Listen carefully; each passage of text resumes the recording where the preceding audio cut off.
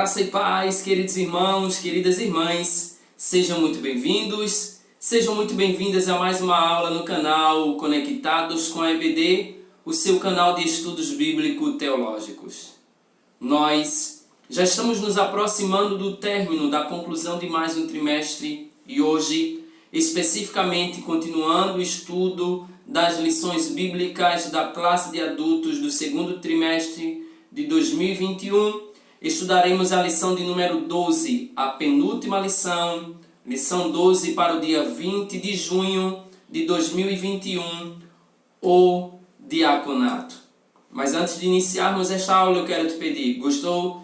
Deixa aquele joinha abençoado e abençoador, faça seus comentários e compartilhe esta aula com outras pessoas. Sem mais delongas, vamos para o que interessa. Vamos iniciar a aula de hoje.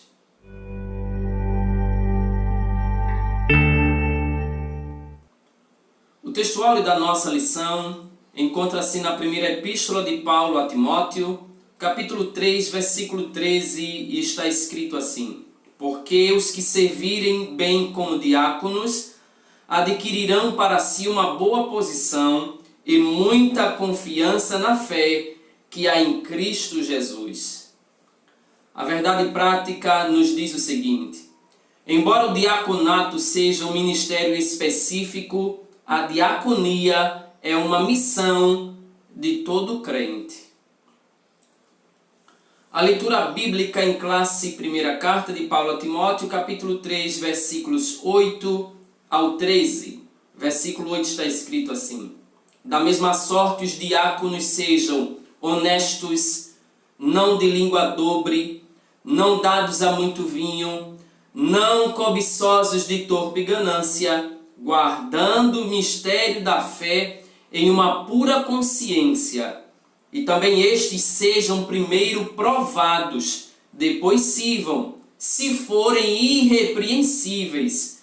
Da mesma sorte as mulheres sejam honestas, não maldizentes, sóbrias e fiéis em tudo. Os diáconos sejam maridos de uma mulher e governem bem seus filhos e suas próprias casas, porque os que servirem bem como diáconos adquirirão para si uma boa posição e muita confiança na fé que há em Cristo Jesus. Amados irmãos, queridas irmãs, no primeiro século da era cristã, como todos nós já sabemos, a Igreja do Senhor cresceu sob o avivamento do Espírito Santo e expandiu-se por todo o mundo antigo. E na mesma medida em que a Igreja cresceu, surgiram também problemas, inclusive problemas na esfera social, demandando urgentes providências. Neste sentido, observamos que por uma sábia e unânime decisão, a Igreja de Jerusalém escolheu 7 homens de moral ilibada, cheios do Espírito Santo, para administrarem esse importante negócio, para atenderem à necessidade dos irmãos e de toda a Igreja.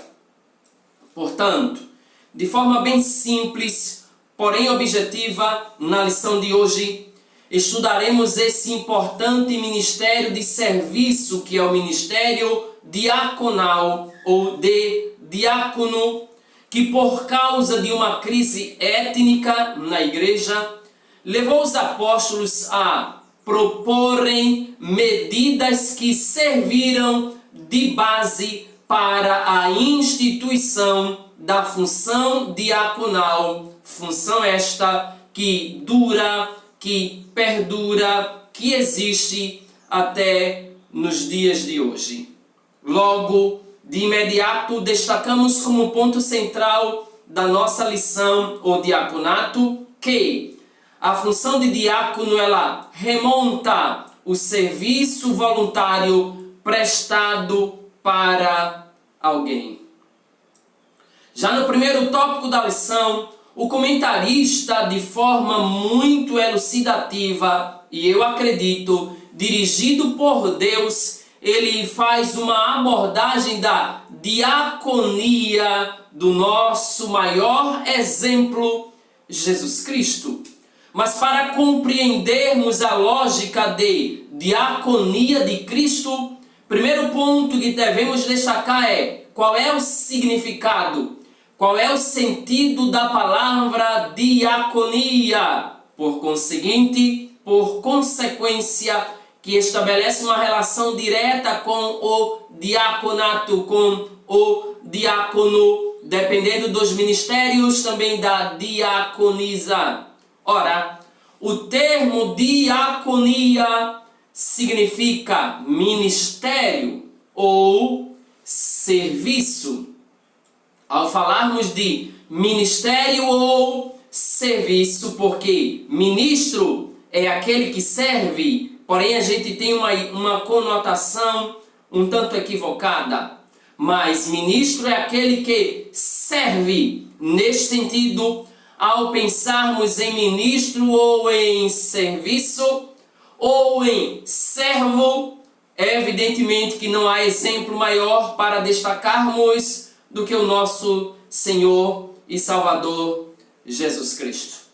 Aliás, sempre observemos através da Bíblia Sagrada que a vida inteira de Jesus aqui na terra foi uma verdadeira demonstração, uma verdadeira lição do sentido absoluto da palavra diaconia em todos os aspectos, tendo em vista que o nosso Senhor Jesus Cristo, ele evidenciou o quanto foi apóstolo da nossa confissão, Hebreus 3:1, profeta, Lucas 24:19, evangelista, Lucas 4:18-19, e pastor, João capítulo 10, versículo 11, mas principalmente, até porque ao servir como apóstolo, ao servir como profeta,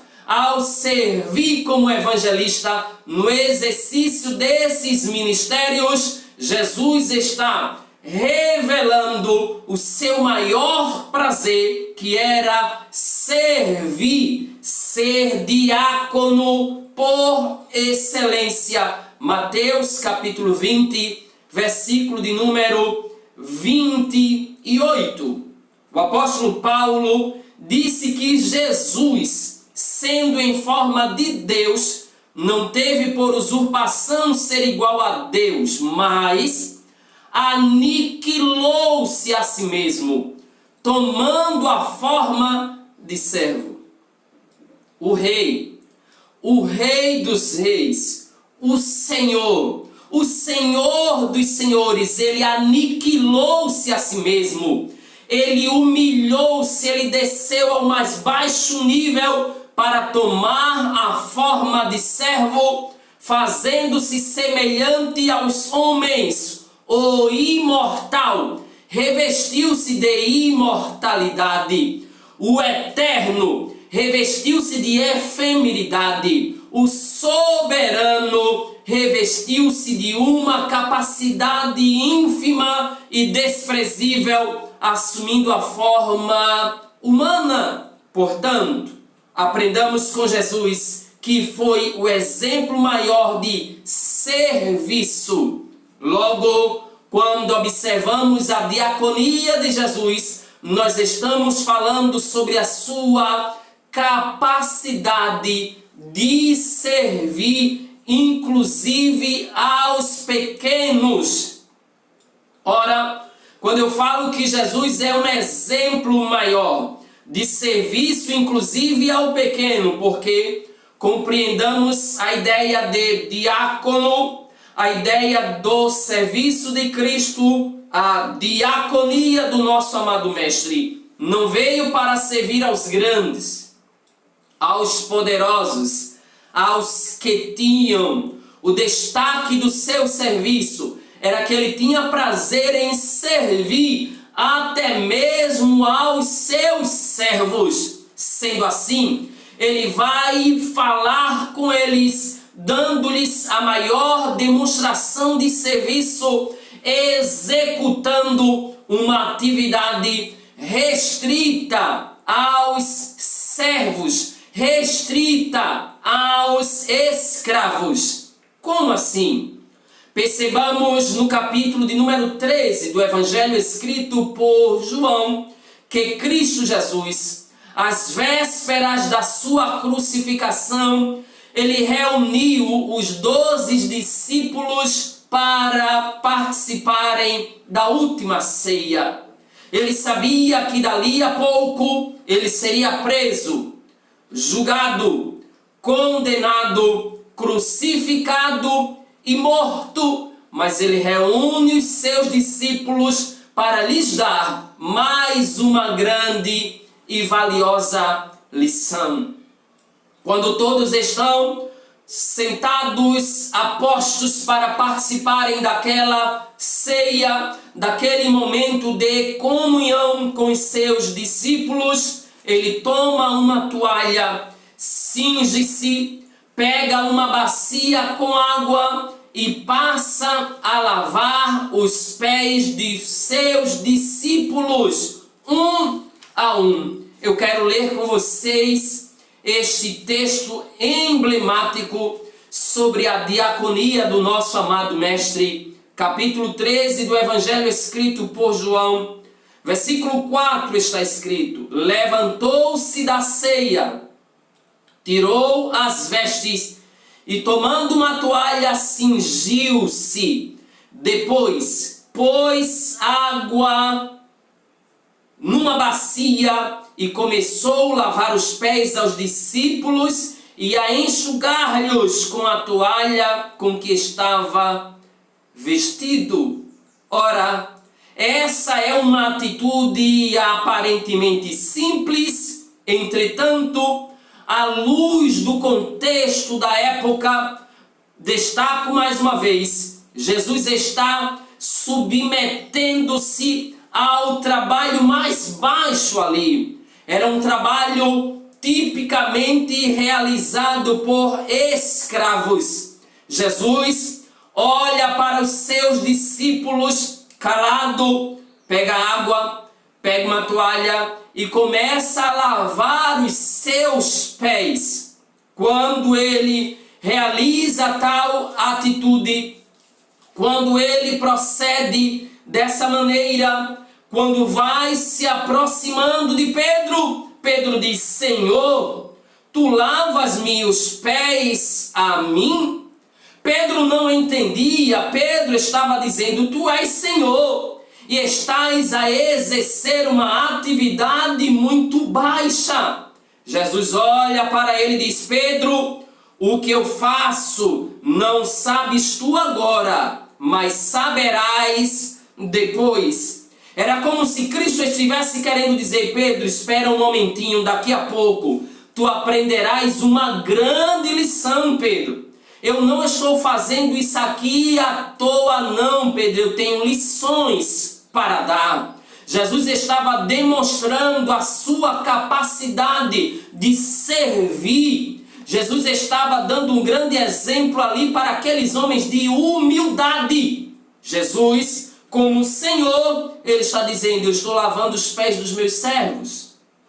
Como Deus, ele estava dizendo: eu estou lavando os pés das minhas criaturas. Como Mestre, ele estava dizendo: eu estou lavando os pés dos meus discípulos. Ele vai continuar, ele vai mostrar para aqueles homens que o que ele está fazendo é para que eles sigam o seu exemplo. E de forma clara ele vai dizer: na verdade vos digo que não é o servo maior do que o seu senhor, nem o enviado maior do que aquele que o enviou. Sabeis essas coisas, bem-aventurados sois, se as fizerdes. No versículo de número 14, o próprio Jesus vai dizer: porque eu vos dei o exemplo para que, como eu vos fiz, vocês façam também uns aos outros. Sejam capazes de servirem uns aos outros, mesmo que seja atividade que você considera inferior à sua posição. Sigam o meu exemplo. Tudo que Jesus faz, Ele faz para nos dar exemplo a ponto de executar uma atividade própria de escravo, para dizer aos seus discípulos: eu sou Deus, grande, poderoso, mas estou lavando os vossos pés. Da mesma forma que eu faço, sejam humildes o suficiente para servirem uns aos outros.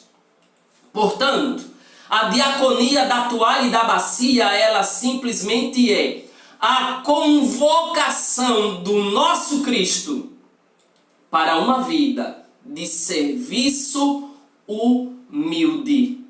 Não é serviço por interesse, é serviço humilde. É você ter prazer em servir, de maneira que o nome do Senhor, através das nossas ações, seja glorificado. Logo, se o nosso Cristo deu a maior demonstração de servo, o que ele esperaria dos seus discípulos? Evidentemente, a lição que ele estava dando era para que os seus discípulos também fossem servos. Ser discípulo de Cristo também é ser um serviçal. Só que às vezes nós não entendemos. Às vezes algumas pessoas, quando assumem determinados cargos na igreja ou posições sociais, acham que não devem servir, mas que devem ser servidas. São equívocos, mas à luz da Bíblia nós podemos aprender o que é ser um servo, o que é ser um discípulo serviçal. Certa vez, Tiago e João pediram ao próprio Cristo lugares de destaques. Um queria estar à direita, o outro queria estar à esquerda de Jesus quando ele implantasse seu reino. Eles ainda não haviam compreendido qual era a função de Jesus aqui na terra. Os discípulos não compreenderam a mensagem do Mestre. Não compreenderam porque a proposta do Nazareno nunca foi estabelecer uma hierarquia de poder temporal para a sua igreja. Ele nunca teve a preocupação de dizer quem vai ser maior, quem vai ser servido. Não. Ao observarmos os ensinamentos do Mestre, nós destacamos as suas palavras dizendo: entre vós não será assim. Qualquer que entre vós quiser ser grande, será vosso serviçal. Será um diácono. E diácono com todo respeito, irmãos. Diácono aqui é alguém que tem o prazer em servir a Deus e servir a sua igreja, preocupando-se com o bom andamento do reino de Deus. Se qualquer quiser ser grande, tem que ser servo. E qualquer que dentre vós quiser ser o primeiro, será servo de todos. Por quê? Jesus dá mais uma lição. Por quê? Ele vai explicar. Porque o Filho do Homem, eu, sendo Deus, poderoso, grande, não vim para ser servido, mas para servir e dar a minha vida em resgate de muitos. O que devo dizer dos meus servos, os meus discípulos? Logo, fomos chamados para sermos servos de Cristo, que buscam em tudo a glória do nome do Senhor.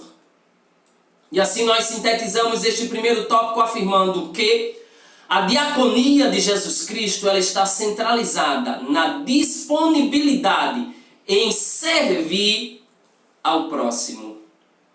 Já no segundo tópico da lição, compreendamos como se deu a instituição dos diáconos. Ora, a diaconia de Jesus nós entendemos de forma bem simples. E o que é ser um diácono? Evidentemente, que ao aprendermos ou compreendermos a diaconia do nosso Cristo, nós já sabemos o que é ser um diácono na sua totalidade. Mas vejamos qual é o conceito, qual é a ideia de diácono. A palavra diácono, ela vem do grego e refere-se àquele que presta trabalhos voluntários, aludindo aos exemplos dos criados domésticos dos tempos do Novo Testamento. O termo destaca em especial a função de um mestre ou de um pastor cristão, entrelaçando o sentido técnico do diácono ou da diaconisa. Com outras palavras, ser mestre, ser pastor, ser líder cristão, ser crente em Cristo implica no desejo de servir sempre e de nunca buscar ser servido. Outra palavra grega relacionada ao termo diácono é a palavra doulos. Doulos nada mais é do que um servo ou um escravo. Portanto, a ideia preponderante, predominante de diácono simplesmente é função que remonta ao serviço voluntário prestado pelo ministro, o servo ou o assistente. Ser diácono é ser alguém que tem prazer em servir. E aqui, irmãos, daqui a pouco a gente vai tentar entender, porque há quem confunda ser diácono com ser alguém que está na iminência de ser presbítero. Precisamos compreender que nem todos os diáconos serão presbíteros. Mas, independente de qualquer coisa, o verdadeiro diácono, ele é diácono, serve como diácono. Mas antes de ser separado para servir a igreja como diácono, ele já serve a igreja como diácono. Ele é diácono no sentido absoluto da palavra. Quando ele, diácono, hierarquicamente falando, chega ao presbitério, ele não deixa de ser servo. Ele é um presbítero, mas continua tendo prazer em servir. Ele é evangelista, mas continua tendo prazer em servir. Ele é pastor, mas continua tendo prazer em servir. Se isso não acontece na vida de alguns líderes, é porque eles ainda não entenderam o que é ser um diácono na casa de Deus. E qual a origem do diaconato? Bem, quando vamos observar no contexto da igreja primitiva, nós perceberemos de forma muito simples que surge a necessidade de diáconos a partir de 3 pontos que destacaremos. Primeiro, uma bênção. Depois, um problema. Terceiro, uma reivindicação. Bênção, problema e reivindicação são situações que fizeram com que o diaconato, o ministério diaconal, surgisse na igreja primitiva. Quando falamos da bênção, estamos nos referindo ao extraordinário crescimento da igreja de Cristo em Jerusalém, por ocasião da propagação do evangelho, a exemplo do primeiro discurso do apóstolo Pedro em Atos capítulo 2, quase 3.000 vidas aceitaram a Cristo. E a partir daí, a igreja só crescia e proporcionalmente cresciam também os problemas sociais no meio da igreja. Mas vejamos a bênção. A igreja cresce extraordinariamente e esse crescimento provoca o segundo ponto da instituição do diácono, que é o problema, a problemática social, as necessidades sociais, pois crescia a igreja, cresciam também o número de crentes e muitos deles que tinham necessidades sociais, e estas precisavam ser atendidas pela própria igreja. Ora, diante desse crescimento, diante do surgimento desse problema, surge também uma reivindicação que pode ser vista na murmuração dos helenistas, que passaram a perguntar: por que as nossas viúvas estão sendo esquecidas na distribuição diária? Por que é que elas não estão tendo suas necessidades atendidas? Os apóstolos vão apresentar a justificativa para isso. Eles não poderiam abrir mão da chamada deles, que deveria dedicar-se à oração e ao estudo da palavra, mas ele não desconsidera a necessidade, eles não desconsideram a necessidade das irmãs, da igreja de uma forma geral, das viúvas, dentre tantas outras pessoas. Daí a razão deles compreenderem a necessidade de escolherem diáconos para executarem esse trabalho. Por isso, para resolver o impasse, orando e impondo as mãos, os apóstolos separaram 7 irmãos.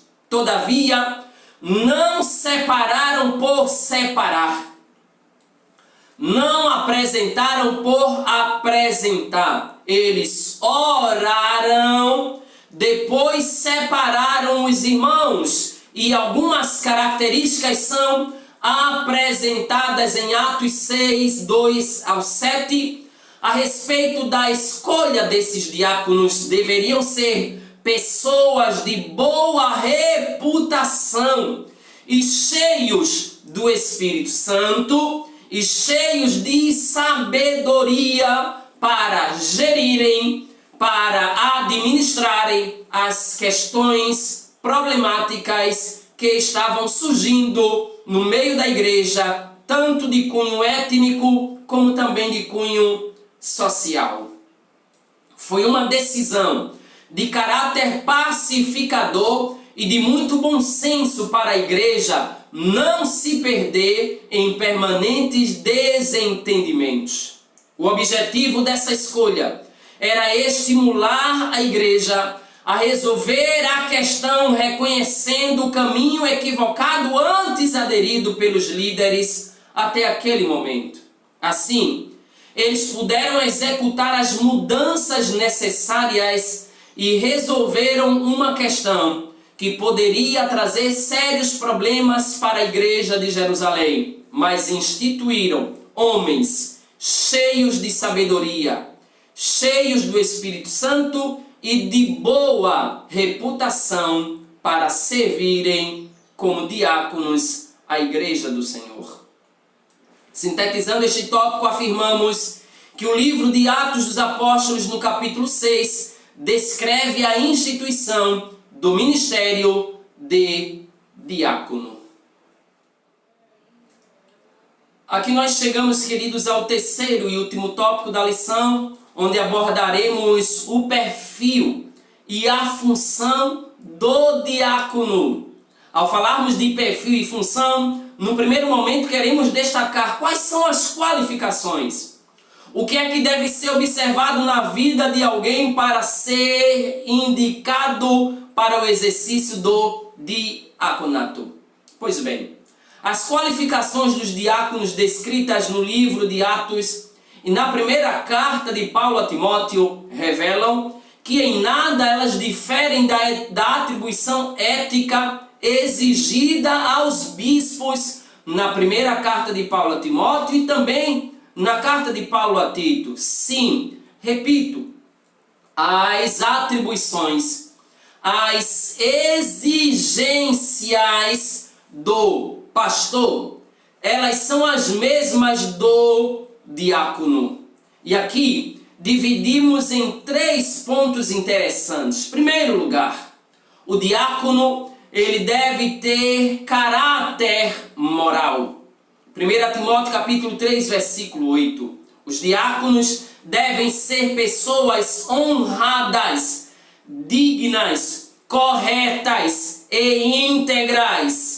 Eu vou repetir, porque só esses adjetivos aqui, meus irmãos, são fantásticos. Devem ser pessoas honradas, dignas, corretas e íntegras. Logo, quando falamos em pessoas honradas, dignas, corretas e íntegras, nós podemos compreender de maneira bem simples. Não pode haver língua dobre neles, isto é, a sua palavra deve ser sim, sim, não, não. Esse sim, sim é quando você der a sua palavra, cumpra. Quando você falar, seja homem suficiente para assegurar o que você falou. Não seja mentiroso. Não seja homem ou pessoa de 2 palavras. Não seja homem de língua dobre. Se você disser sim, segure a sua palavra, que seja sim. Se disser não, segure a sua palavra, que seja não. Além disso, a ganância por dinheiro deve passar longe da sua vida, pois a sua função é exatamente a de executar trabalhos administrativos da igreja, auxiliando nas tarefas do culto e acompanhar as viúvas e os pobres da igreja. Esse acompanhar aqui é dar assistência, preocupar-se e auxiliar, verem o que precisam e o que pode ser feito e o que deve ser feito por essas pessoas. É função do diácono. Além disso, ele deve ser um homem de caráter espiritual. 1 Timóteo capítulo 3, versículos 9 e 10. Quando falamos isso, estamos afirmando que o diácono deve ter a plena convicção do que é crer no Evangelho. O diácono guarda a revelação de Deus que está em Cristo Jesus, o nosso Senhor. Por isso, a liderança e a igreja devem avaliar, analisar, observar o candidato ao diaconato, levando em conta o seu caráter moral e também espiritual. Além do caráter moral, além do caráter espiritual, também deve-se observar o caráter familiar. O diácono deve ser marido de uma só mulher e marido dela e fiel à sua esposa, além de ser bom pai. 1 Timóteo capítulo 3, versículos 2 e 3.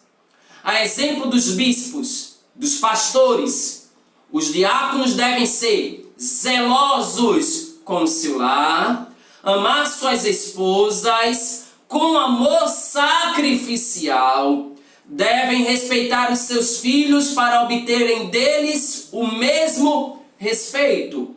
Uma relação de respeito, ela é mútua. Eu respeito e sou respeitado. Logo, simplificando, o serviço do diácono à sua família revelará como ele servirá à igreja de Cristo. 1 Timóteo capítulo 3, versículos 4 e 5. Mas, amados, ainda pensando neste homem, nesta pessoa selecionada, separada para o ofício diaconal, quais são propriamente as funções dos diáconos?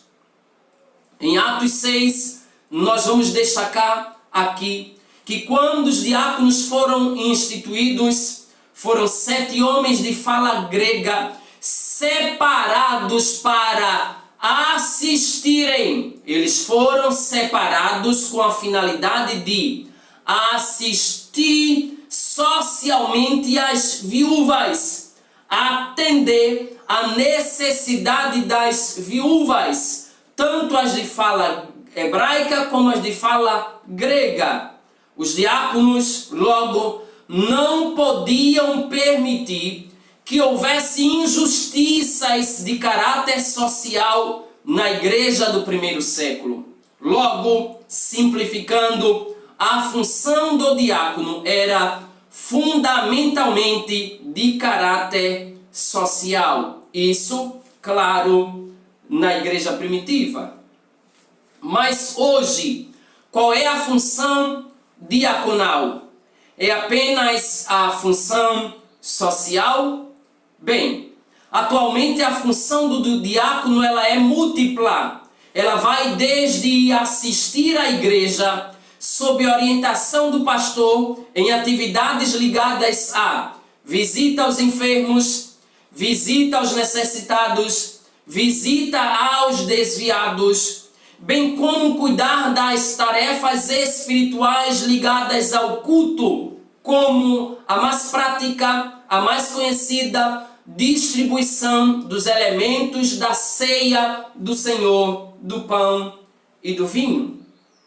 Além disso, é função também diaconal recolher as contribuições para a manutenção da igreja, dízimos e ofertas, e também auxiliar na ordem e na segurança da liturgia do culto.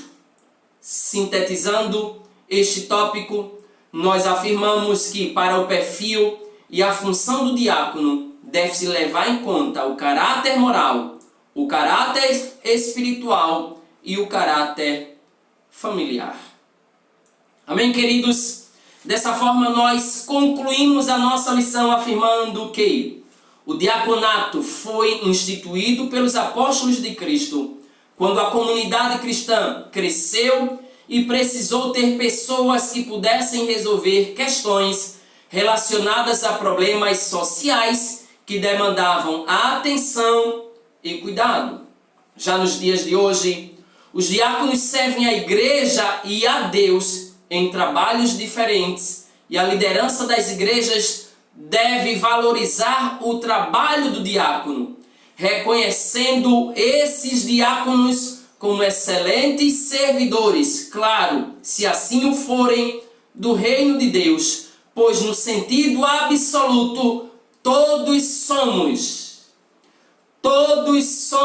ou devemos ser diáconos da igreja, diáconos na igreja do Senhor Jesus Cristo.